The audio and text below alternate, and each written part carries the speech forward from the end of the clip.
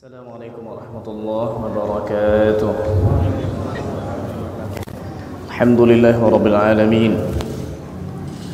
Hamdan katsiran tayyiban mubarakan fihi wa ashhadu an la ilaha illallah wahdahu la syarika lah wa ashhadu anna Muhammadan 'abduhu wa rasuluhu.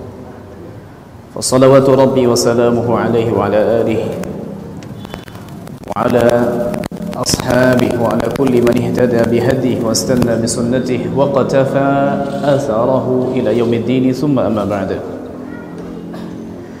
InsyaAllah ta'ala kita lanjutkan pembahasan tentang tafsir surat Al-Jin.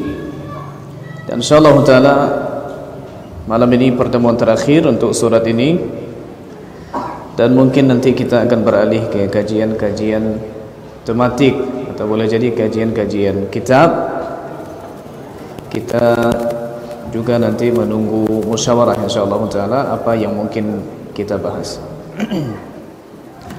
Allah Subhanahu wa taala berfirman dalam surat Al-Jin surat ke-72 pada ayat ke-18, wa annal masajida lillahi fala tad'u ma'allahi ahada. Dan bahwasanya masjid jamak dari kata masjid, masajid, wazan maf'il, mawdi', mawadi' sama, tempat-tempat. Dan bahwasanya masjid-masjid adalah kepunyaan Allah. Fala tad'u, maka janganlah kalian berdoa, janganlah kalian menyembah ma'allahi ahada, bersama Allah sesuatu pun, apapun, seorang pun. Kita tahu bahwa surat Al-Jin adalah surat Makkiyah, turun sebelum Nabi hijrah. Dan masjid yang baru ada di fase Makkah itu baru 3. Masjidil Haram, kemudian Masjid Ilya, berarti baru 2. Dan baru Nabi SAW bangun lagi nanti di Quba, lalu di Madinah, berarti masih 2 berarti. Masjidil Haram dan Masjid Ilya atau Masjidil Aqsa, yang pahala salat Masjidil Haram 100.000 kali salat di tanah yang lain, 1.000 untuk Masjid Nabawi, dan 250 salat untuk Masjid Aqsa. Karena riwayat lebih sahih, kata Nabi, 1/4 dari salat di masjidku ini. Berarti yang baru ada ketika itu baru 2 masjid, Masjidil Haram dan Masjid Ilya. Tapi kenapa Allah Subhanahu wa taala memakai redaksi masajid, masjid, padahal ketika itu belum ada masjid kecuali 2? Kalau dalam bahasa Arab kita alihkan, maka kita akan bilang wa annal masjidaini lillah. Jawabannya pertama, boleh jadi yang dimaksud dengan kata masjid di sini adalah maknanya secara bahasa. Artinya apapun yang dijadikan sebagai tempat sujud, meskipun belum bernama masjid, maka itu milik Allah Subhanahu wa taala. Dan untuk kita ketahui, para sahabat di fase Mekah itu melakukan salat jamaah terpaksa mencari tempat jauh-jauh ke bukit sana. Sebagian di rumah sahabat seperti di rumah Arqam ibnu Abi Arqam, sebagian lagi di rumahnya seperti Abu Bakar As-Siddiq radhiyallahu anhu ketika memang tidak diizinkan untuk salat di Masjidil Haram. Dan kita tahu dalam sirah Nabi, ketika Nabi SAW melakukan salat di depan Ka'bah, lalu orang Quraisy mengatakan, bagaimana mungkin kalian biarkan wajahnya tersungkur sujud di hadapan kalian? Maka di antara mereka ada yang mengambil usus onta berisi kotoran diletakkan di kepala Nabi SAW. Ada juga kotoran-kotoran lain. Artinya tidak leluasa kaum muslimin untuk salat di depan Ka'bah, di Masjidil Haram. Berarti yang dimaksud dengan masjid di sini tempat-tempat mana saja yang dijadikan untuk sujud, meskipun itu di perbukitan atau di pegunungan.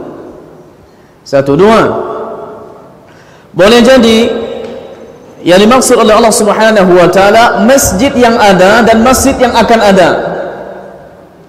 Dan ini seperti kabar gembira dari Allah Subhanahu wa taala bahwasanya nanti akan banyak masjid-masjid.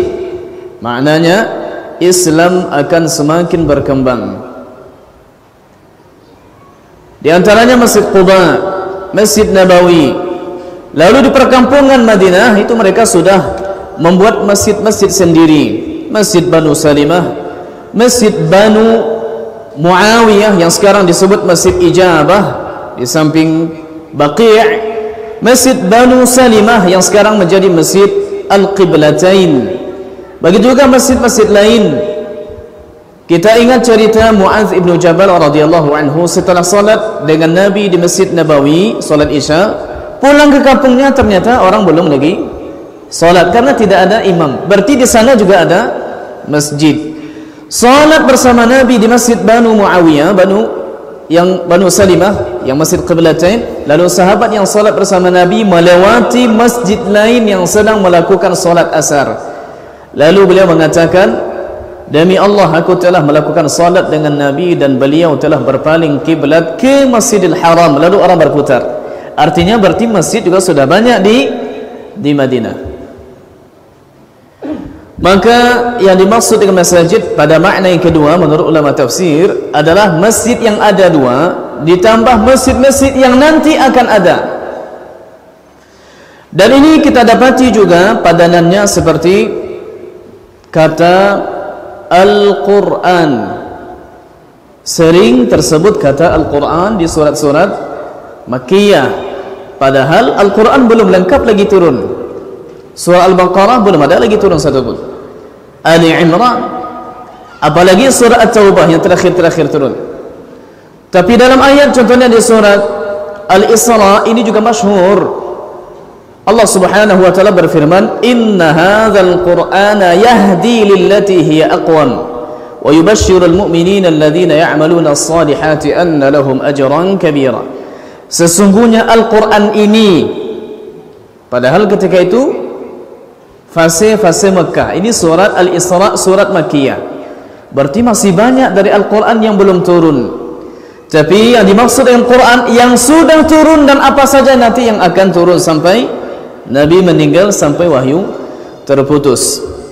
Maka apa saja tempat yang jadikan untuk menyembah Allah Subhanahu wa taala rutin dilakukan di sana salat 5 waktu, maka itu disebut masjid, meskipun kita menamakannya musalla, meskipun kita menamakannya surau, meskipun kita menamakannya langgar.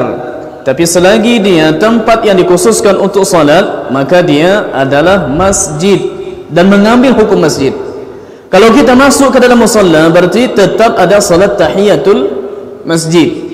Ya, karena kita saja di Indonesia yang mengistilahkan, ya kalau kecil musalla, kalau besar masjid. Kalau di Arab beda lagi. Setiap yang dipakai untuk salat namanya masjid. Tapi kalau dia besar namanya jami'. Artinya masjid besar yang di situ ada dilakukan salat Jumat. Ya. Dan sebagian masjid di Mesir atau di Arab Saudi sekalipun, saya dapati jauh lebih kecil daripada musala-musala kita. Khususnya masjid-masjid yang ada contohnya di pom bensin, masjid-masjid persinggahan, ini tidak besar. Tapi dia namanya masjid. Berarti memahami istilah syara' dipahami dengan bahasa mereka, bukan dipahami dengan bahasa kita. Agar nanti kita tidak salah memahami syariat, karena asal syariat ini dalam bahasa Arab. Fala tad'u ma'allahi ahada, maka janganlah kalian menyeru. Yang di sini yang dimaksud jangan berdoa, jangan beribadah di dalamnya diarahkan kepada selain Allah Subhanahu wa taala. Jangan. Kata doa bisa jadi artinya ibadah secara umum. Dalam hadis ad-du'a huwa al-ibadah, doa itu ibadah.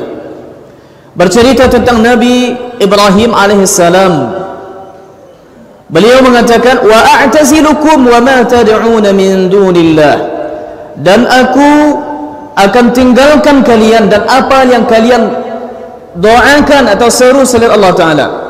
Ayat setelahnya di surat Maryam, falamma i'tazalahum wa ma ya'buduna min dunillah, maka tatkala Nabi Ibrahim meninggalkan mereka dan apa yang mereka sembah. Padahal di ayat tadi disebutkan wa a'tazilukum wa ma tad'una, di bawah falamma i'tazalahum wa ma ya'buduna. Di sini ulama mengatakan berarti yang dimaksud dengan kata doa di sini adalah doa ibadah secara umum. Kenapa ini Allah Subhanahu wa taala sampaikan? Sudah jelas kalau masuk masjid tidak mungkin kita minta pertolongan kepada yang lain, karena rumah-rumah ibadah yang dibangun sebelumnya oleh ahlul kitab yang seharusnya tidak diseru kecuali Allah Subhanahu wa taala, tapi malah rumah ibadah mereka tempat utama untuk menyekutukan Allah dengan Isa, dengan Uzair, dengan malaikat, dengan jin. Maka Allah berpesan kepada Quraisy dan kepada kaum muslimin, masjid itu punya Allah, maka tidak layak kita berdoa, menyeru, beribadah kecuali kepadanya. Wa annahu lamma qama abdullahi, dan bahwasanya tatkala qama berdiri untuk ibadah, berdiri qiyamul lail, melakukan ibadah di malam hari. Abdullahi, hamba Allah. Yang dimaksud di sini bukan nama tapi sifat. Abdullah, hamba Allah, dan semua kita hamba Allah Subhanahu wa taala. Bahkan orang kafir pun hamba Allah juga, dengan makna mereka makhluk yang Allah ciptakan untuk beribadah, cuma mereka pembangkang. Tapi dari sisi hamba Allah yang diridhai, orang kafir tak masuk, yang masuk hanya orang mukmin saja. Kata abdu, hamba, budak, hamba sahaya. Kalau menurut kita kata abdu ini rendahan, karena dia budak, suruhan, diperjualbelikan. Tapi kata abdu sebagai hamba di hadapan Allah Subhanahu wa taala, ternyata ini paling tinggi derajatnya di sisi Allah Subhanahu wa taala.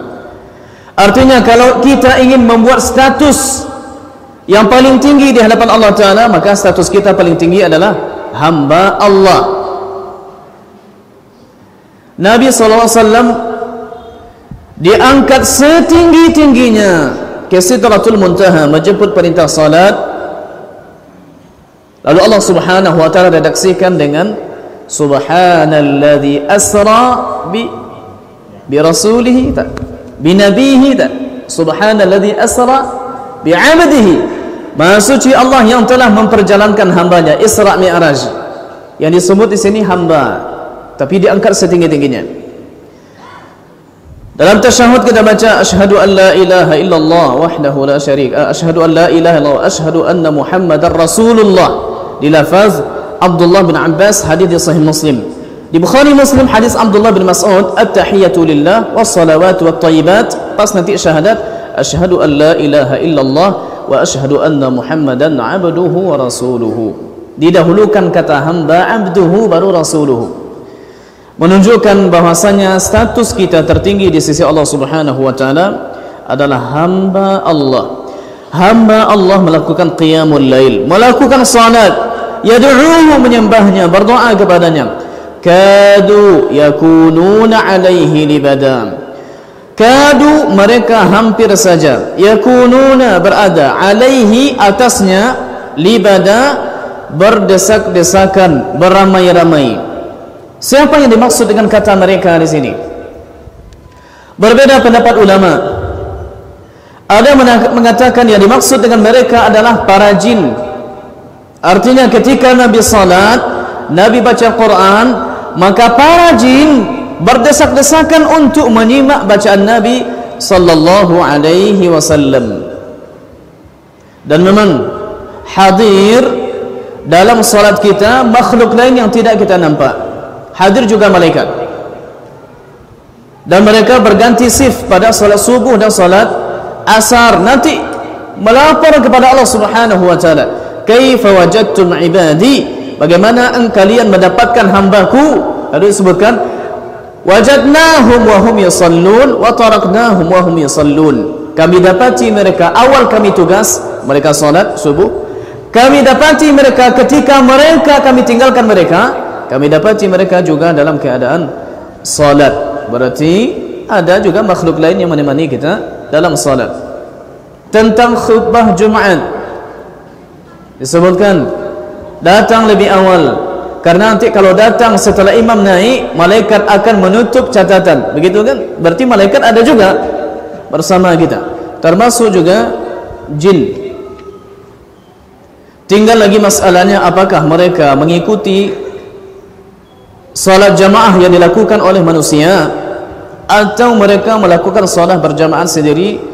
Wallahu ta'ala a'la wa alam. Yang penting ketika Nabi qiyamul lail, para jin berdesak-desakan untuk datang mendengarkan bacaan Nabi SAW. Berarti yang berdesak-desakan jin, satu pendapat. Dua pendapat, yang dimaksud berdesakan adalah para sahabat yang sudah Islam di Mekah. Yang ketiga, kata Imam At-Tabari rahimahullah ta'ala, yang dimaksud berdesak-desakan adalah orang kafir Quraisy. Artinya kalau Nabi melakukan salat, maka mereka beramai-ramai bersepakat untuk membatalkan salat Nabi, khususnya ketika Nabi salat di depan Ka'bah, seperti yang tadi kita ceritakan. Bahkan Imam At-Tabari lebih merajihkan pendapat, menguatkan pendapat yang terakhir ini, yang berdesak-desakan adalah orang kafir untuk membatalkan salat Nabi SAW. Bagaimanapun, barangkali di terjemahan hanya ditulis dan bahasanya mereka jin, tapi dalam tafsirnya ternyata ada tiga, yang berdasarkan boleh jadi jin, boleh jadi sahabat, boleh jadi juga kaum kafir Quraisy. Di sini sebutkan libada, bolanya libadun fi'alun, artinya di surat la uqsimu bihadzal balad nanti ada yaqulu ahlaktu malal lubada. Apa maksudnya malal lubada? Ay malan katsira, harta yang banyak. Maka sekarang mereka banyak berdesak-desakan mendengarkan bacaan Nabi kalau mereka jin. Qul innama ad'u rabbi wa la usyriku bihi ahada. Katakanlah wahai Muhammad, sampaikan kepada mereka, innama ad'u rabbi, hanya saja aku hanya menyeru, berdoa kepada Rabbku Allah Ta'ala, wala usyriku bihi ahada, dan aku tidak akan melakukan kesyirikan dengannya, dengan apapun. Yang dimaksud tidak melakukan kesyirikan, tidak menyungkurkan wajah ke siapapun selain Allah Subhanahu wa Ta'ala, tidak akan tawakal, tidak akan bernazar, tidak akan menyembelih kecuali untuk Allah Subhanahu wa Ta'ala. Apapun jenis ibadah, maka tidak akan kualihkan kecuali kepada Allah Subhanahu wa Ta'ala. Termasuk juga aku tidak syirik kepadanya, aku tidak riya, aku tidak sum'ah, aku tidak berharap dipuji dengan ibadah-ibadah yang kulakukan, aku juga tidak ujub, merasa diri hebat sendiri. Qul inni la amliku lakum darran wa la rashada.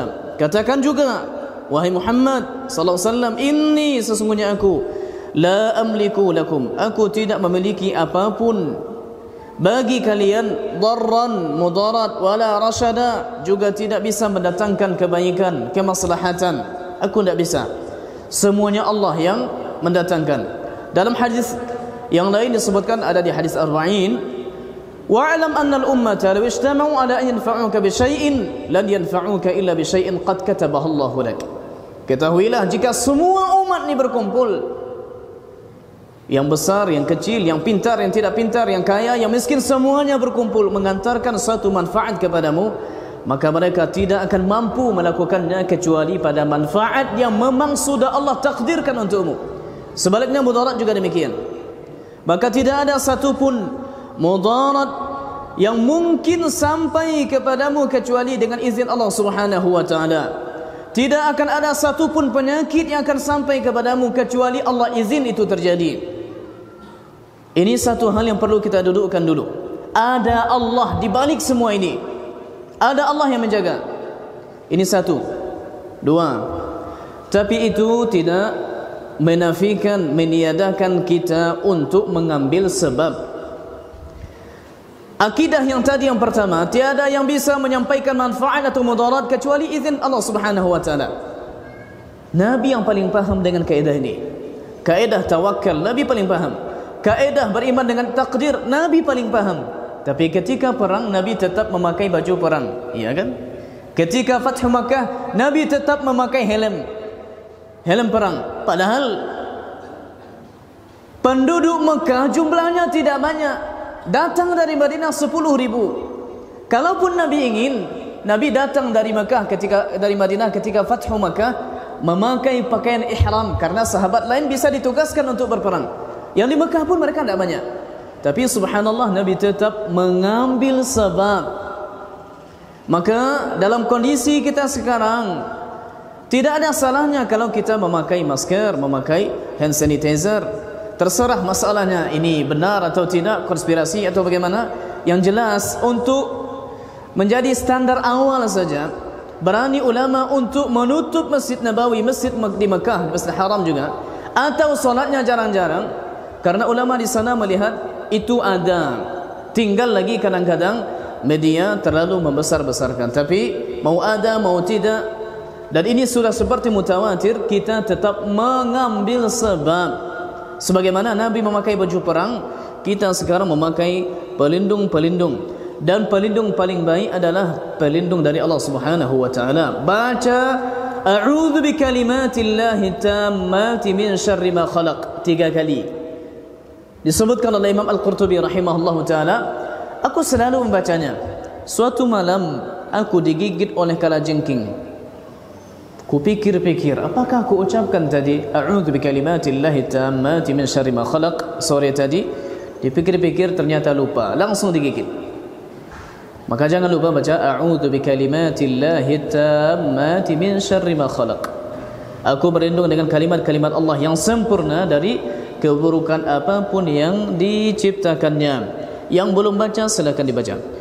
Qul inni lan yujirani minallahi ahadun wa lan ajida min dunihi multahada. Katakanlah wahai Nabi, sesungguhnya aku lan sekali-kali tidak yujirani, sekali-kali tidak ada orang lain yang bisa menyelamatkanku dari Allah, terserah siapapun dia. Walan ajida, dan sekali-kali tidak aku mendapatkan min dunihi, dari selainnya, selain Allah, multahada, tempat berlindung, tempat sembunyi. Kata multahada berasal juga dari kata lahad.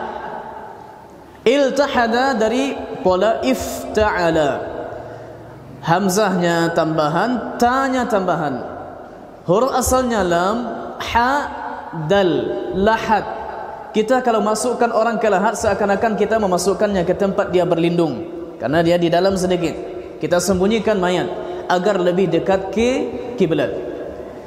Maka seperti itu Nabi disuruh oleh Allah Subhanahu wa taala, katakanlah wahai Nabi Muhammad, sesungguhnya aku tidak akan bisa diselamatkan oleh siapapun, sekuat apapun orangnya tidak akan bisa. Meskipun itu batu dari surga, tidak akan bisa menyelamatkan. Hajar Aswad, batu dari surga. Tapi ketika Umar bin Khattab akan menciumnya, di hadis di Sahih Bukhari, demi Allah aku tahu engkau ni batu, tidak bisa mendatangkan mudarat, juga tidak bisa untuk mendatangkan manfaat.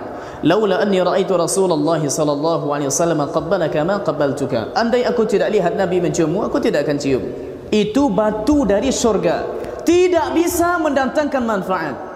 Apalagi batu akik atau batu lain. Ya, maka ini jelas tidak akan mendatangkan. Illa balaghan minallahi wa risalatih, kecuali tugasku adalah balaghan minallah, menyampaikan dari Allah Subhanahu wa taala. Ku sampaikan wahyunya, ku sampaikan kalamnya, meskipun aku dilarang oleh Quraisy untuk menyampaikannya. Meskipun ketika menyampaikannya aku dituduh gila, tukang sihir, dukun, Apa yang kau sampaikan dituduh dongeng, dituduh sihir, aku akan tetap menyampaikannya. Dan Nabi SAW menunggu-nunggu musim haji, meskipun belum hijrah ke Madinah. Musim haji ditunggu karena kalau Quraisy, penduduk setempat, tidak menjawab, mudah-mudahan yang datang dari luar, dari Madinah, dari sini, datang berhaji, meskipun masih dalam syariat Quraisy, ya, atau syariat-syariat lama mereka, mudah-mudahan ada yang menjawab. Ternyata betul. Nabi sampaikan, siapa yang membantuku untuk menyampaikan kalam Rabbku, fa inna Quraisyan mana'uni min tablighi kalam Rabbi. Sesungguhnya Quraisy melarangku untuk menyampaikan kalam Allah Subhanahu wa taala. Terjadilah bai'at Aqabah pertama pada tahun ke-12 kenabian. Kemudian bai'at Aqabah kedua dilanjutkan. Yang awalnya bilangan hanya belasan, 14-an kurang lebih, ditambah setelahnya tahun berikutnya 70-an. Dan Nabi tidak putus-putus berdakwah. Tak bisa di Mekah yang lain dicari. Illa balaghan minallahi wa risalatih, kecuali tugasku menyampaikan wahyu dari Allah Subhanahu wa taala, wa risalatihi, dan risalah-risalahnya, pesan-pesannya. Wa may ya'sillaha wa rasulahu fa inna lahu nar jahannam khalidina fiha abada. Dan siapa yang durhaka, bermaksiat kepada Allah Ta'ala dan Rasulnya, maka baginya, sesungguhnya baginya neraka Jahannam, khalidina fiha abada, dia kekal di dalamnya selama-lamanya. Kalau kita pahami ayat ini dengan zahirnya, maka semua kita kekal di neraka, karena semua kita pernah bermaksiat kepada Allah Ta'ala. Iya tidak? Iya. Pernah juga mendurhakai Rasul SAW dengan meremehkan sunnahnya, atau tahu sunnahnya tapi malas melakukannya. Tahu sunnah Nabi melakukan salat witir tapi jarang salat witir. Tahu sunnah Nabi bersedekah tapi jarang sedekah. Dengan begini, kalau kita pahami dengan zahir ayat, maka kita akan kekal di neraka. Tapi pemahaman seperti ini adalah pemahaman Khawarij dan Mu'tazilah. Orang Mu'tazilah dan Khawarij sepakat untuk status orang yang mati dalam keadaan bermaksiat, tidak taubat. Mereka sepakat untuk di akhirat kekal di neraka sekekal-kekalnya. Mereka hanya berbeda di dunia. Orang yang mencuri lalu mati tidak sempat bertaubat. Kalau Khawarij mengatakan kafir, berarti tidak boleh disolatkan, tidak boleh dikuburkan di kuburan kaum muslimin. Kalau orang Mu'tazilah ragu, dihukum kafir, dia tidak sampai katanya melakukan sesuatu yang kufur. Tapi kalau dihukum mukmin juga, orang mukmin mana pula mencuri. Akhirnya ragu, kafir tidak, mukmin tidak. Lalu mereka bikinlah tempat satu lagi namanya manzilah baina manzilatain, suatu tempat kafir tidak, mukmin tidak. Tapi mereka tidak namakan apa? Aqidah Ahlussunnah wal Jamaah menghukum orang yang mati dalam keadaan berdosa besar. Terserah dia mau datang, contohnya melakukan kesyirikan, mencuri, berdusta, datang ke dukun contohnya, maka dia melakukan dosa besar. Akan tetapi meskipun dia mati tanpa taubat, kita serahkan kepada Allah Subhanahu wa taala nasibnya di akhirat. Kita tidak tahu, mau Allah azab, Allah azab. Mau Allah ampuni, Allah ampuni. Adapun nasibnya di dunia, maka kita menghukumnya fasiq. Fasiq, orang mukmin yang imannya kurang. Kalau boleh dibahasakan dengan bahasa lain, mukminun naqisul iman. Orang mukmin tapi imannya kurang, tapi tak masuk ke ranah orang kafir. Maka ini perlu dipahami dengan sangat agar tidak salah menghukum orang. Apalagi zahir dari ayat ini dan ayat-ayat lain. Di antaranya surah Al-Baqarah, bala man kasaba sayi'atan wa ahatat bihi khati'atuhu fa ulaika ashabun nari hum fiha khalidun.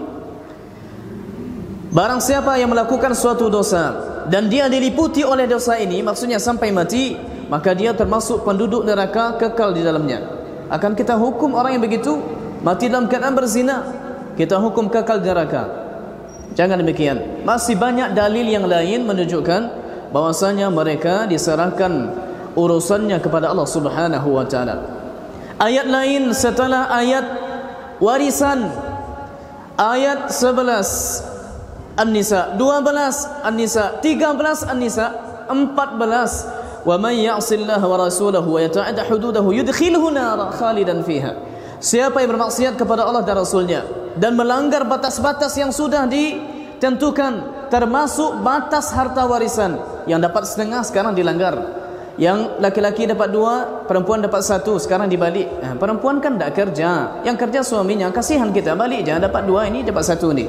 Berarti melanggar aturan yang sudah Allah tetapkan. Dalam ayat ini zahirnya mereka kekal di neraka, tak keluar-keluar dari neraka. Berarti orang yang tidak menunaikan harta warisan, zahir dari ayat ini berarti kekal di neraka. Tapi bukan itu maknanya. Mereka baru kekal di neraka kalau mereka menganggap syariat Allah tidak pantas lagi untuk dipakai yang sekarang. Yang pantas adalah kondisi-kondisi kita untuk dipertimbangkan. Kalau begini katanya, berarti kita bilang anda berarti lebih mendahului syariat Allah dalam masalah ini. Baru bisa kita hukum dia yang seperti ini perbuatannya kufur, mengeluarkannya dari millah Islam. Tinggal lagi orangnya bodoh atau tidak, gila atau tidak, terpaksa atau tidak, lupa, tersalah, hal-hal yang melarang dia untuk dikafirkan. Hatta idza ra'au ma yu'adun, sehingga apabila ra'au, mereka melihat, ma yu'aduna, apa yang dijanjikan untuk mereka. Yu'adun yang dimaksud di sini janji buruk, ancaman. Dan bagi yang paham bahasa Arab, kata yu'adun ini berasal dari fi'il au'ada, yu'idu, dengan pola af'ala. Karena dengan pola itu artinya janji buruk. Nanti masdarnya wa'id, janji buruk. Tapi kalau janji baik, wa'ada, masdarnya jadi wa'dun. Makanya dalam ayat seperti di akhir surat Al-Fath, ayat terakhir Muhammadur Rasulullah, penggalan paling bawah, wa'adallahu alladhina amanu wa 'amilus salihati minhum maghfiratan wa ajran 'azima. Allah janjikan bagi orang yang beribadah, yang beriman dan beramal saleh di antara mereka, yaitu ampunan dan pahala yang banyak. Di sini ketika Allah berbicara tentang ampunan dipakai fi'il thulathi mujarrad wa'ada. Tapi kalau nanti sudah berbicara tentang janji buruk, au'ada, ditambah satu hamzah di depannya. Hatta idza ra'au ma yu'aduna fasaya'lamun, maka mereka akan mengetahui. Datang azab baru sadar. Apa yang mereka sadari? Man ad'afu nasira, siapakah yang lebih ad'af, yang lebih dhaif, yang lebih lemah? Nasira, penolongnya. Baru sadar. Bahkan Fir'aun baru sadar ketika dia akan tenggelam. Hampir saja Fir'aun mengucapkan la ilaha illallah. Malaikat Jibril mengambil pasir dan memuatnya ke dalam mulutnya, sehingga yang dia ucapkan hanya asyhadu annahu la ilaha illalladzi amanat bihi banu Israel. Artinya aku bersaksi bahwasanya tidak ada sembahan yang benar kecuali yang disembah oleh Banu Israel. Dia tidak bisa bilang la ilaha illallah karena malaikat Jibril melarangnya untuk itu atas perintah Allah Subhanahu wa taala. Hukuman baginya yang mengatakan dirinya Tuhan. Sekarang ketika tenggelam, mana Tuhannya? Sudah tidak ada lagi. Baru dia tahu ternyata dia lemah. Ad'afu nasiran wa aqallu adada, dan siapa yang lebih sedikit jumlahnya. Kalau azab sudah datang, kiamat terjadi, baru tahu siapa yang lebih sedikit jumlahnya. Sebetulnya kalau jumlah yang dimaksud jumlah yang masuk ke neraka, lebih banyak yang masuk ke neraka daripada masuk surga. Pengikut para nabi jauh lebih sedikit daripada yang kufur. Sekarang saja di dunia ini, berapa jumlah penduduk dunia sekarang? Ada sekitar 7 miliar. Yang mukmin berapa? Berapa? Anggaplah 2,5 miliar. Sepertinya tidak sampai. Anggaplah 2 miliar. Okey, dengan begini, ini yang kufur sudah jelas masuk neraka yang 5 miliar. Yang 2 miliar belum tentu semuanya masuk surga juga. Di awal-awal maksudnya. Karena di antara yang 2 miliar ini ada yang tidak solat. Sekarang kita bandingkan, mana kaum muslimin yang banyak solat daripada yang tidak solat? Banyak yang tidak. Okey, banyak mana ibu-ibu yang banyak pakai jilbab atau yang tidak pakai jilbab? Ini juga. Okey, di antara contohnya yang solat itu mana kira-kira yang banyak solatnya yang khusyuk atau solat yang tidak khusyuk? PR juga lagi, ya kan? Kita sekarang alhamdulillah ramai, tapi kalau kita keluar lebih ramai lagi di sana. Maksudnya yang masuk neraka lebih banyak lagi. Bahkan Nabi sebutkan 1000 masuk neraka, satu dari kalian manusia, 999 itu dari Ya'juj dan Ma'juj. Berarti kali lagi 999, satu manusia banyak lagi. Tambah lagi nanti jin masuk lagi. Artinya yang akan masuk neraka lebih banyak lagi. Tapi yang dimaksud di sini adalah siapa yang lebih lemah penolongnya, siapa yang lebih sedikit penolongnya di akhirat. Ini orang kafir, tidak ada yang akan nolong. Qul in adri aqribum ma tu'aduna am yaj'alu lahu rabbi amada. Qul, katakanlah wahai Nabi, in adri, in aku tidak mengetahui. Aqribun, apakah qarib, apakah dekat, ma tu'aduna, apa yang diancamkan, apa yang dijanjikan buruk untuk kalian, am yaj'alu lahu rabbi amada, atau yaj'alu, Allah menjadikan, lahu baginya, rabbi, Rabbku, amada, waktunya yang masih lama. Artinya Nabi tidak tahu kapan hari kiamat terjadi. Nabi juga tidak tahu kapan azab akan Allah turunkan kepada Quraisy. Nabi tak tahu. Karena ini masih surat Makkiyah. Ucapkan kepada mereka, wahai Muhammad, aku tidak tahu. Tapi yang jelas kalian pasti diazab. Tidak di dunia, di akhirat. Dan itu pasti. Alimul ghaibi, Allah itu Rabbi, alim, mengetahui, zat yang maha mengetahui. Al-ghaib, yang gaib, yang mengetahui yang gaib. Dalam ayat, kalau dipakai kata al-ghaibi mufrad, tunggal, maka kawan di depannya alim, tunggal pula. Tapi kalau dalam ayat dipakai ghuyub, gaib-gaib, polanya jamak plural dengan pola fu'ul, maka dipakai kata alam. Allah alam, alam sighah mubalaghah, pola yang menunjukkan bersangatan, sangat bersangatan Allah Subhanahu wa taala dalam mengetahui yang gaib-gaib. Alimul ghaibi, allamul ghuyub, fala yuzhiru ala ghaibihi ahada, maka tidak yuzhiru, Allah izharkan. Dalam tajwid izhar apa arti izhar? Jelas, menjelaskan. Kalau izhar menjelaskan karena ada hamzah di depan. Tapi kalau kita bilang zahar atau zuhur itu jelas. Izhar ini menjelaskan. Menjelaskan, fala yuzhiru, maka Allah tidak menjelaskan ala ghaibihi, terhadap perkara-perkara yang gaib yang ia miliki, ahada, siapapun. Tak ada yang tahu dengan yang gaib dari makhluknya sesuatu pun, tak ada yang tahu kecuali nanti insyaallah taala kita sambung setelah azan. Fadal.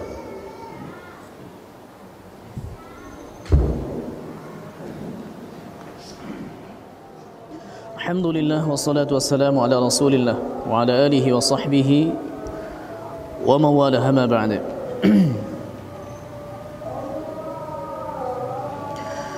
Alimul ghaibi fala yuzhiru ala ghaibihi ahada. Dia yang mengetahui yang gaib dan tidak ada ia izharkan, jelaskan masalah gaib tersebut kepada siapapun. Masalah gaib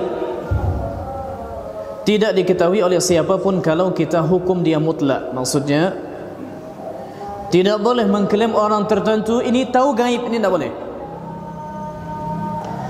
Tapi Allah Subhanahu wa taala mungkin membagi sebagian ilmu gaib kepada beberapa hambanya. Mereka adalah illa man irtada min rasul, kecuali kepada rasul yang diridainya Rasul utusan, dan Rasul bisa manusia, bisa malaikat. Silakan nanti dibaca di halaman terakhir di surat Al-Hajj, tepatnya pada ayat yang ke-75. Allahu yastafi minal malaikati rusulan wa minan nas. Allah Subhanahu wa taala memilih rasul-rasul dari malaikat dan rasul dari manusia. Ya, berarti boleh jadi ada sesuatu dari masalah gaib yang Allah titipkan ilmunya kepada malaikat, Allah titipkan ilmunya kepada rasul. Fa innahu yasluku min bayni yadayhi wa min khalfihi rasada. Maka sesungguhnya dia mengadakan penjaga-penjaga atau malaikat di depan dan di belakangnya. Maksudnya yang menjaga para rasulnya, termasuk juga menjaga para hamba-hambanya. Kita ini juga punya penjaga. Andai tidak ada penjaga kita dari malaikat, maka syaitan akan leluasa untuk memudarati kita, menjatuhkan kita sedang berkendaraan, menampar kita sedang kita tenang, ya, atau seenaknya menampakkan diri di hadapan kita kapan dia mau. Tapi ternyata tidak. Kita ada penjaga juga dari Allah Subhanahu wa taala berbentuk malaikat. Dan malaikat dengan syaitan ini ibarat minyak dengan air, mustahil berkumpul. Kalau di rumah kita penuh dengan malaikat karena banyak ibadah, banyak baca Quran, salat sunat rajin, maka insya-Allah taala syaitan akan menjauh dari rumah. Tapi kalau yang banyak di rumah adalah gambar-gambar, foto-foto dipajang-pajang, kilab, anjing, musik-musik, suara setan, maka malaikat rahmat yang mendoakan kita akan lari. Illa man irtada, kecuali yang Allah ridai. Di sini ada hukum tajwid, man irtada. Di sini tidak boleh kita baca dengan tipis ra, meskipun sebelum ra sukun adalah kasrah. Kaedah umumnya setiap ra sukun sebelumnya kasrah maka dibaca tipis, begitu kan? Tapi ada pengecualian. Di antaranya adalah jika kasrah yang berada sebelum ra adalah kasrah tidak asli. Macam pula pun nama tidak asli. Dia asli nampak ni. Kita yang nampak sekarang asli, dulu tak ada barisnya. Asal katanya adalah illa man. Kalau kita tanya kepada orang ngetuk pintu, man fil baba, nunnya sukun man. Faman ya'mal mithqala dzarratin khairan yarah. Faman juga sukun. Tapi di sini karena bertemu dua sukun, nun sukun, ra juga sukun, maka dilepaskanlah dengan kasrah. Berarti sukunnya sebetulnya bukan sukun asli, tapi sukun darurat, karena tidak ada dua huruf dalam bahasa Arab keduanya sukun, tak ada. Dalam bahasa Arab tidak ada kata yang diawali dengan sukun, dan dalam bahasa Arab tidak ada kata yang diakhiri dengan baris. Kalau kita berhenti sukunkan berarti tidak ada barisnya lagi, tidak boleh kita baca. Contohnya alhamdulillahi rabbil alamin, tidak boleh. Iya. Maka di sini ulama menamakannya sukun tidak asli. Dalam matan Jazari disebut waraqiqir ra'a idza ma kusirat kadzaka ba'da al-kasri haitsu sakanat illam takun min qabli harfi isti'la aw kanatil kasratu laysat asla. Berarti pengecualian dari ra sukun yang sebelumnya kasrah. Bagaimana menentukannya kasrah asli tak asli? Susah. Apalagi yang tak paham bahasa Arab. Jangankan asal kata, katanya saja entah tahu kita artinya tanda, belum lagi melihat asal katanya apa. Maka tandanya mudah saja. Coba kita lihat, ada kasrah, ada ra, tengah-tengahnya ada hamzah wasal. Tuh tengah-tengahnya nun, ada ra, tapi tengah-tengahnya ada hamzah wasal. Dalam mushaf Madinah ditulis macam sad, kepala sad di atas hamzah. Maka kalau begitu, maka bacalah ra dengan tebal. Susah juga Ustaz menghafalnya, hafalnya. Di surat Al-Jinni, di surat Al-Anbiya, surat ke-21 ayat ke-28, di surat An-Nur, surat ke-24 ayat 50 ada kalimat amir tabu. Surat At-Talaq, surat ke-65 ayat 14, inirtabatum. Inirtabatum berarti tak boleh baca inirtabatum. Baca in irtabtum. Surat Yusuf surat 12 ayat 81 kalau kita memulai dari awal ayat irji'i. Surat An-Naml surat ke-27 ayat 37 irji' ilaihim falanatiyannahum bijunudin la qibala lahum biha. Surat Al-Fajr surat ke-89 ayat 28 irji'i ila rabbiki radiyatan mardiyah. Kemudian nomor 8 hanya 10 saja. Mudah menghafalnya, 10 saja. Ya. Alladzi irtada. Surat An-Nur surat ke-24 ayat 55. Ke-9 Rabbirhamhuma surat Al-Isra ayat 24. Terakhir sekali Rabbirji'un surat Al-Mu'minun ayat 99. Hanya 10 saja dalam Al-Quran, tidak ada yang ke-11. Artinya ra sukun sebelumnya kasrah tapi tetap dibaca tebal. Ya, karena ada kasrah tidak asli. Ditambah 5 lagi kalau setelahnya huruf isti'la, mirsad, irsada, qirtas dan firqah di surat At-Taubah. Yang belum mengerti berarti insyaallah taala mengaji. Illa man irtada min rasulin fa innahu yasluku min bayni yadayhi wa min khalfihi rasada liya'lama, agar dia mengetahui, agar Allah mengetahui an qad ablaghu, bahwasanya para rasul telah menyampaikan, telah balagh, telah tabligh, telah menyampaikan risalati rabbihim, risalah-risalah dari Rabb mereka, wa ahata bima ladaihim, dan Allah Subhanahu wa taala meliputi apa saja yang ada di hadapan mereka, apa saja yang mereka lakukan, bahkan lebih dari itu, wa ahsa kulla syai'in adada. Allah Subhanahu wa taala menghitung segala sesuatu satu persatu. Allah tahu semuanya. Terbersit berapa kali di hati kita, Allah tahu. Jatuh berapa kali daun hari ini yang kering, Allah tahu. Berapa titik air hujan yang jatuh hari ini, Allah mengetahui. Berapa jumlah rambut di kepala kita, Allah juga tahu. Kita ini makhluk lemah. Jangankan rambut yang besar, kumis saja coba dihitung nanti cermin, InsyaAllah tidak mampu kita. Apalagi rambut, apalagi lebih daripada itu, karena kita ini makhluk yang lemah. Maka kita simpulkan tentang surat Al-Jin ini. Dia bisa panjang dan dipanjangkan, bisa pendek dan diringkaskan. Surat Al-Jin, surat Makkiyah, turun ketika Nabi SAW atau setelah Nabi melakukan salat di sebuah tempat antara Mekah dengan Taif, yaitu di sebuah tempat namanya Wadi Nakhlah. Nabi sedang salat, para jin yang ingin mencuri kabar dari langit, mereka tidak bisa lagi karena sudah dihalangi oleh penjagaan yang ketat. Malaikat-malaikat mereka dilempari dengan syuhub, dengan bintang-bintang. Sebagian mereka tidak sampai ke bumi, mati sebelum sampai ke bumi. Sebagian mereka yang sudah mencuri kabar membisikkan apa yang mereka dengar ke dukun-dukun, peramal-peramal. Setelahnya akan ada kabar begini, begini dan begini. Kemudian jin yang dimaksud di sini adalah jin dari suku khusus dari suku jin, namanya jin Nasibin. Kemudian setelahnya pesan-pesan yang kebanyakan pesannya adalah pesan tauhid, pesan untuk murni menyembah Allah Subhanahu wa taala dan tidak melakukan kesyirikan terhadapnya meskipun dengan sesuatu apapun. Dan Allah Subhanahu wa taala menutup surat ini dengan ilmunya yang maha sempurna. Bagaimana Allah Subhanahu wa taala mampu untuk menghitung apapun dari makhluknya satu-satu. Kita mungkin lihat foto kita 10 tahun yang lalu, lupa kita, oh ternyata saya pernah bertemu dengan orang ini.